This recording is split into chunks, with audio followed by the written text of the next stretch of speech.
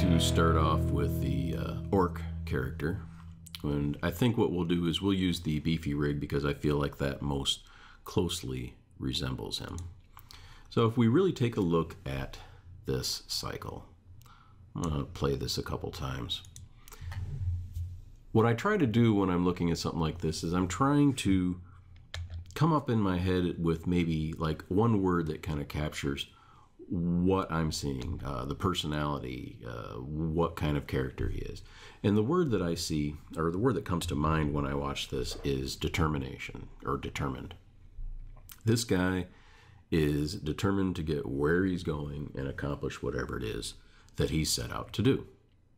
He's almost angry, and in fact that's probably the first word that I thought of, but I think I realized later that I think determined is a better or a more appropriate word anyway. So again, what is it about the posing or the animation that makes me feel this way? And if I grab a little tool here and we can draw on this, first thing I see is the spine. And it's kind of, oh, it's a C shape. He's kind of hunched over. And the head is really leading the action. So if I hit play here, I think that the head is kind of leading the movement. Everything else is really kind of deliberate. I mean, there's not like a lot of extra wasted motion. If you look at the arms are just kind of doing what they have to do because they're attached to other body parts. They're not swinging around wildly.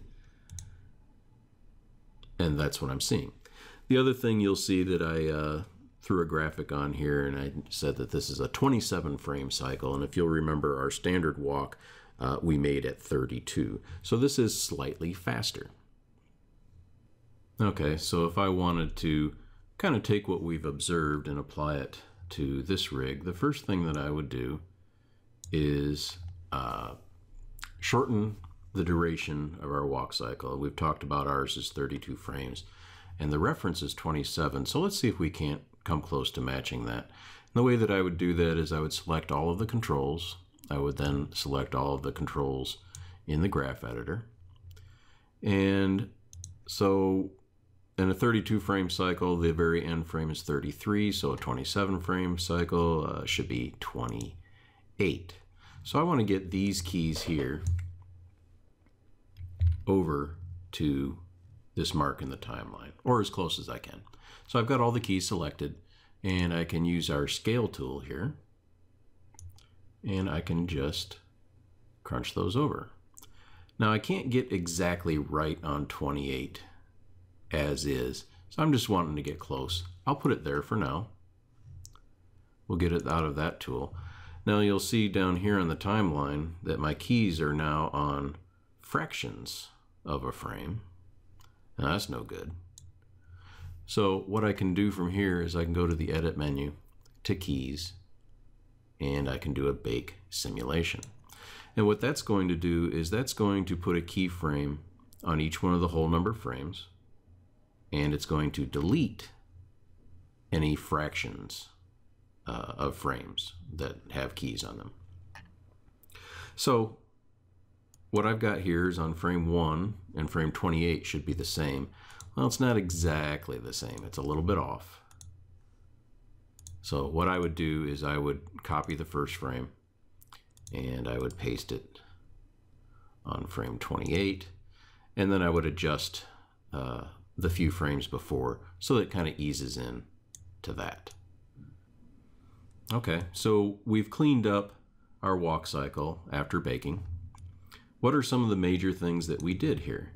Well, we tried to give that spine a C shape or a hunched over shape here, with the head kind of leading the action. Not quite as drastic as our reference. And probably the other things that we did here is the chest. If I go to translate Y, gave the chest a little bounce up and down. Kind of gives it a little bit more weighty feel to the top of the body.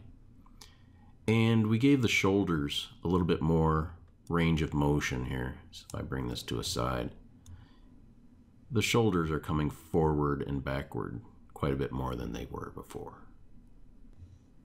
Now we can go on and on and on from here. But this kind of gives us the basics of what we were seeing in our reference. Okay, well, if we compare our standard walk to our new walk, I see a big difference here. Definitely I see more personality.